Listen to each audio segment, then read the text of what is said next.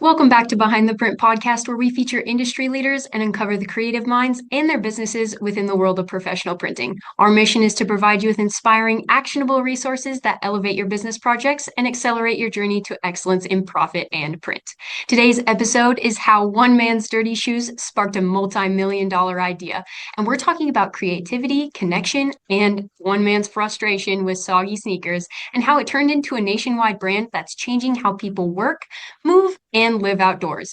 Joining me today is the founder and CEO of Kujo Yardwear, Shawn Langton. Hi, how's it going, Zoe? Good, I'm doing well. How are you? Doing really good. Good, good. So I just have to know, who's Kujo really for, and who are the people you love building these shoes for? Well, kudos for anybody who loves doing stuff outside. That's the really broad answer, but it's really like two sets of people if you think about it. It's homeowners that just love working in the yard. So people who love doing a garden or those weekend warriors that are doing projects around the house and those dads who just love mowing their lawns and take pride in it. Like that's one whole set. And then we have a lot of professionals too. So, lawn care and landscaping professionals, people who do pressure washing, people who do the groundskeeping at golf courses. So we have our professional set and then our weekend warrior homeowners. So how did this all start? What kinds of problems were these people running into before you came along with Kujo? Yeah, so it was kind of crazy. So there was not really any footwear design for this purpose before we came up with Cujo, which is kind of wild. So it was, for me, it was a personal problem where I love working in my yard on weekends and I hate heavy work boots. I love wearing just like my sneakers. So I wanted something that was like light and comfy, like my Nike running shoes. But I wanted something, but I'd wear those and my feet would get wet from the dewy grass. I was slipping on hills and I was like, there's got to be something better. So I just kind of kept like Googling, yard work shoe, lawn mowing shoe, landscaping shoe, and I could never find anything. I saw a lot of like online forums where people are asking, what should we wear? And that's when I realized, wait a minute, there's nothing out there. So maybe we could just create this exact kind of hybrid shoe boot thing. Right. So it's like a personal no-brainer. This is a need that everybody wants. I'm going to be the guy to make it. Yeah, I was like, hey, might as well just do it. I didn't really know what to do next, but that was the first start of it. And then really what we did next is we took about a year of researching. So I talked to a lot of professional landscapers, lawn cares, all kinds of people who work outside and just really tried to learn a lot about what they currently use, problems they're having, things like that. So that made it much easier to figure out, okay, how do we make this thing look? What is it? What are the features that are needed? It was great just talking to people. So then after you found those features, what was your process like in building something better? Yeah, so the first thing is I had to find someone to design a shoe because I love shoes. Like when I was the kid who like cut open my Nikes to see how the air pocket worked. Like I was always fascinated with shoes, but I was not a shoe designer by trade. So the first thing I did is like literally I Googled like freelance footwear designers and interviewed a bunch of different designers and there's one in particular, his name's Brett Goliff, and he was out of Detroit where I lived at the time, and he understood the concept right away. He's like, oh, this is great, I love it. So him and I really hit it off. So I worked with him closely on a design, and then when he was done, he said, okay, here's what's called a tech pack. This is like a 20-page document that has all the blueprints and everything how to create this. Now you can take this to any shoe factory in the world and create your shoe. And I was like, whoa, so that was wild. But that was the first step after the research. Wow, that is just really, really cool. So you connected and networked with all these other people. For others who are looking to connect and network in that same way, do you have any advice for them?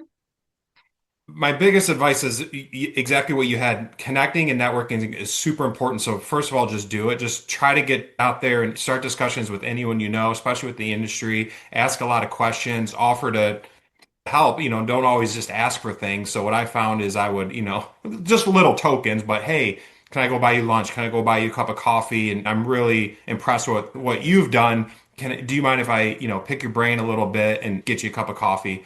And for the most part, because I did this not only with Brett, the shoe designer, but I knew some people who were CEOs at other companies and other important things in business and some shoe store owners and things like that. And almost everyone was very open to sitting down and talking with me and sharing their wisdom. And I think people who have been successful are excited to give back their wisdom. I guess my biggest advice is don't be scared to ask really anybody. Just do it in a polite way and know that their time is busy, but most people are willing to talk. Yeah, that's super, super valuable information for people who are looking to network. Yes. And I'm curious, there's a lot of shoe brands out there, Mhm. like so many you can't even count probably. What do Yes. you think makes Kujo stand out or apart from other shoes in the industry? Yeah. Well, going back to strategy, I wanted a shoe company, but I knew if I just did a general athletic shoe, I would have zero chance. To your point, there's so many big brands out there, or even a general work boot would have been very, very difficult. So strategically, I focused on a very, very specific niche. So that was the key where we 100% are focused on the green industry, working in the yard, lawn care, lawn and garden. Whereas there's other work brands, but they're kind of broad. The fact that we're so focused, literally every feature that's designed in every one of our products are designed for working in lawn and garden, sets us apart. And we can confidently say we're like the only brand that does that. And in turn, our customers love us for that. So I think that's, part one is we're so focused on a very specific problem. And then also, we're still a small family owned company, and people do like that. When we go to trade shows and they hear our story, they love working. We go to a big trade show in Louisville last month, and it's me, it's my daughter, it's my sister, it's my dad, it's my brother-in-law. We're all working the booth, and like people love that. Totally, totally. Those family-owned local businesses are just, they bring a different level of excitement. Yeah, yeah, people feed off that, and we feed off that. And you're right, it's cool interacting with people about that. Totally. So, are there any major milestones you guys have come across that you're just like, "Oh my gosh, this is amazing."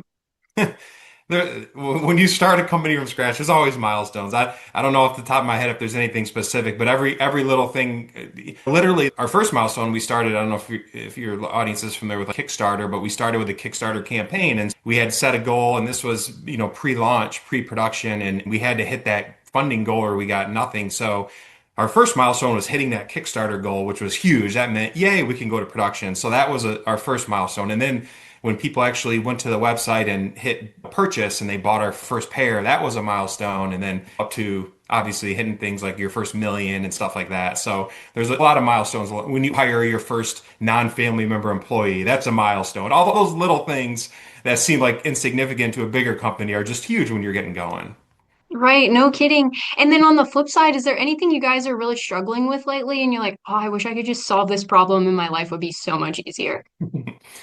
There's always a lot of things you're as a business owner and running a small business. There's always a lot. So I wouldn't say there's one magic thing if we could solve it, but really as a small business, cash flow is always an issue, even though we're doing well and we've literally shown growth every year. We're in our seventh year now. We've shown growth every year, which is great, but that comes with cash flow because we haven't taken outside investment. So we're funding this business on our own. And so it's always a cash flow thing. We want to buy more inventory to grow, but we're limited in how much we can buy and things like that. So that's a thing I'm always working to solve and get more efficient with. Right, and you're so right. Every business definitely deals with that. Yeah. Yes. So I have one of your prints here, and Oh, oh my nice. goodness, they feel amazing. They look amazing. You guys, this booklet is just awesome. So tell me how you guys use this in your marketing.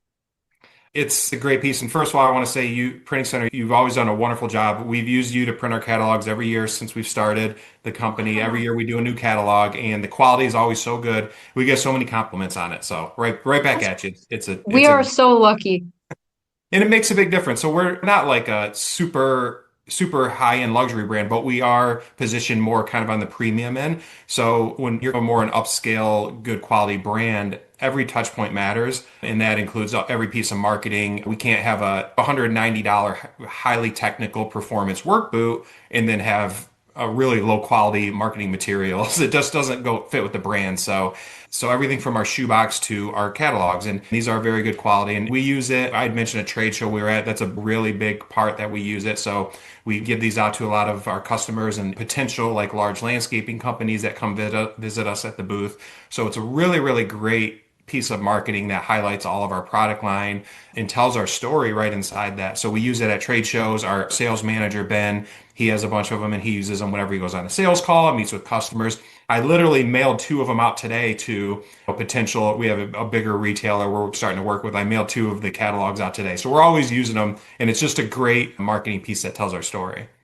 That's super, super cool. And I remember when I first started working here, I actually selected one of your prints out of dozens of catalogs and was like, this one's really nice. Like, we should find them and see if they would be interested in some marketing or things like that. So just being here today and getting to meet you is like magical.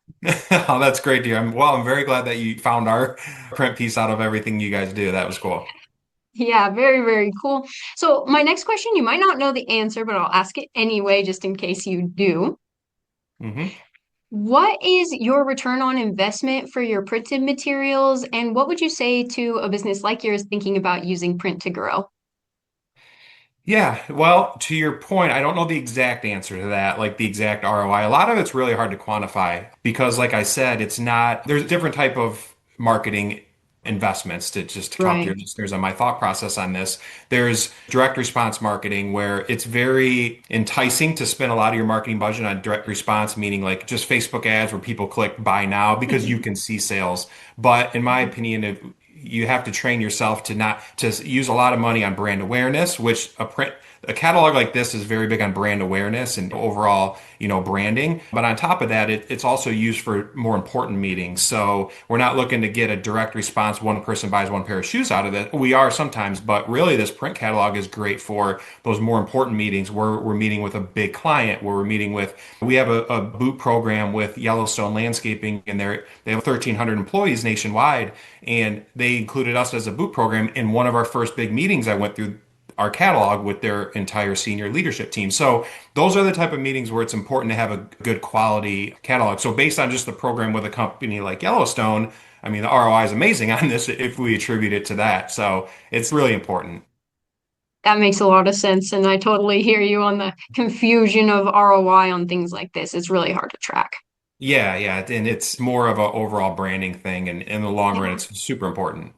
Yeah, totally. So, my next question, if you had a day completely free to spend however you like, you weren't in conference meetings, you weren't designing any graphics for your next catalog, and you weren't designing new shoes, what would you be doing? Oh my gosh. So nothing to do with Cujo. Like I'm not allowed to do anything with Cujo. Yeah. Okay. So first of all, because I do honestly love doing it, part of my day would be doing some Cujo like product stuff, but I'll get that off the table. I'm big on being outside and being with my family. So like the perfect day, oh my gosh, probably would start with coffee with my wife and then play golf with my son in the morning, shoot some basketball hoops with my daughter, who's a high school basketball player. And then my wife and I probably do another walk with our dog and then grill out in my backyard, which I'm a yard guy. I love it. So then grill out in the backyard and probably have some family and friends around the neighborhood over. So that would be like my perfect day. Yeah, that sounds like a blast to me too. I love the outdoors and nothing beats a good grilling sesh. Oh, it's my favorite. And finally, where can people find you, learn more, or purchase Kujo Yardwear? Yeah, I mean, the best place is our website. It's just Kujo.com, and that's spelled Kujo. So some people think CU like the dog from Stephen King, but that's not the case. So Kujo.com, our website has all of our products, a bunch of information about us, our story, which is really cool. And then on social, the handle is just at Kujo Yardwear, and we're on Instagram, TikTok, Facebook, YouTube, LinkedIn, everything. So it's all just at Kujo Yardwear. Awesome. Well, you guys heard them. Check them out at Kujo.com and Kujo Yardwear on all platforms. Definitely check out their YouTube, you guys.